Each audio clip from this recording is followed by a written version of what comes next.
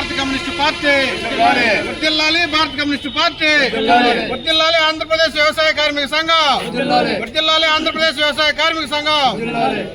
ఇవ్వాలి కేంద్ర ప్రభుత్వం జాతీయ గ్రామీణ ఉపాధి హామీ పథకానికి 90% నిధులు, 90% నిధులు గ్రామీణ ఉపాధి హామీ పథకానికి ఇవ్వాలి, ఇవ్వాలి ఇవ్వాలి గ్రామీణ ఉపాధి హామీ పథకానికి 90% నిధులు. నా పేరు తన్నీరు సింగరకొండ. నేను సిపిఐ బాపట్ల జిల్లా కార్యదర్శిగా పనిచేస్తూ ఉన్నాను. ఈరోజు భారతదేశ వ్యాప్తంగా ఆంధ్ర రాష్ట్రంలో మహాత్మా గాంధీ జాతీయ ఉపాధి హామీ చట్టాన్ని తూట్లు పొడుస్తూ పేరు వంకతోటి మహాత్మా గాంధీ జాతి పితగా పిలుచుకున్నటువంటి మహాత్మా గాంధీ పేరును తొలగించడమే కాకుండా 90% ఇచ్చే కేంద్రం ఇచ్చే నిధులను 60% ఇస్తామని చెప్పి చెప్పడం, అదేవిధంగా 40% రాష్ట్రాన్ని పెట్టుకోమని చెప్పి చెప్తా ఉన్నారు. నువ్వు 90% ఇచ్చినప్పుడు 10% రాష్ట్రం పెట్టుకున్నప్పుడు అనేక ఇబ్బందులు ఎదుర్కొన్నటువంటి వ్యవసాయ కార్మికులు, ఉపాధి హామీ కార్మికులు ఈ రోజున నువ్వు 60% ఇస్తే ఇంకా ఇబ్బందుల్లో పడే పరిస్థితి మనం చూస్తూ ఉన్నాం.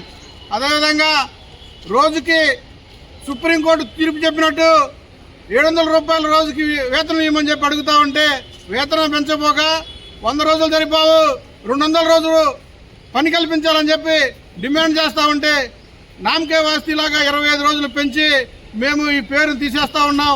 అదేవిధంగా రాష్ట్రాలు కూడా భారం మోపేటువంటి రెవెన్యూ లోటుతో విలవిల్లాడుతున్నటువంటి రాష్ట్రాలు ఈ పథకాన్ని అమలు చేయాలంటే చాలా కష్టమయ్యే పరిస్థితి ఉన్నది.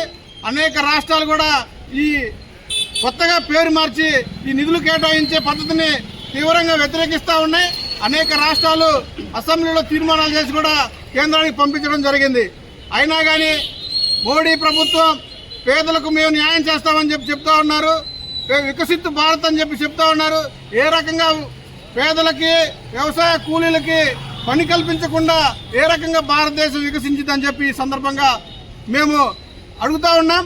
అదేవిధంగా 2005లో వామపక్ష పార్టీలకు సంబంధించిన 64 మంది ఎంపీలు ఉన్నప్పుడు కాంగ్రెస్ గవర్నమెంట్లో యూపీఏ 1 గవర్నమెంట్లో సాధించుకున్న ఈ మహాత్మా గాంధీ జాతీయ ఉపాధి హామీ చట్టాన్ని ఈరోజు చట్టం పేరు తీసుకొచ్చి నువ్వు వాళ్ళు చేసిన దానికి నువ్వేదైనా కొత్త చట్టం తెస్తే ఆ చట్టానికి నీ ఇష్టం వచ్చినట్టు పేరు పెట్టుకో. వాళ్ళు చేసిన ఎవరికో పుట్టిన బిడ్డని నీ బిడ్డలాగా నువ్వు చేసి పేరు మార్చుకుంటావంటే, నిధులు కేటాయించమంటే మేము ఒప్పుకోమని చెప్పి తీవ్రంగా వ్యవసాయ కూలీలు ఈ రాష్ట్రంలో పేదలు ఇంకా పేదలు, ఎందుకంటే మన కరోనా టైంలో మనం చూసాం వలస కార్మికులను నివారించడానికి ఈ గ్రామీణ ఉపాధి హామీ పథకం ఏ రకంగా ఉపయోగపడిందో. కరోనా టైంలో వలస కార్మికులు నువ్వు అర్ధాంతరంగా దాన్ని లాక్డౌన్ వేస్తే అనేక వేల సంఖ్యలో వలస కార్మికులు చనిపోవడం జరిగింది.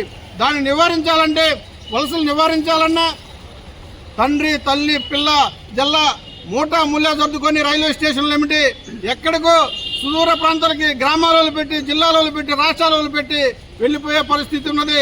వీటన్నిటినీ రూపుమాపాలంటే, వలసలు నివారించాలంటే మహాత్మా గాంధీ జాతీయ ఉపాధి హామీ చట్టాన్ని గతంలో ఏ విధంగా అయితే ఉందో పేరు మార్చుకుంటే ఏ విధంగా అయితే ఉందో అదేవిధంగా కొనసాగించాలని చెప్పి 90% నిధులు కేటాయించాలని చెప్పి భారత కమ్యూనిస్ట్ పార్టీ సిపిఐగా ఆంధ్రప్రదేశ్ వ్యవసాయ కార్మిక సంఘంగా బాపట్ల జిల్లా నుండి కేంద్ర రాష్ట్ర ప్రభుత్వాలని హెచ్చరిక చేస్తా ఉన్నాం.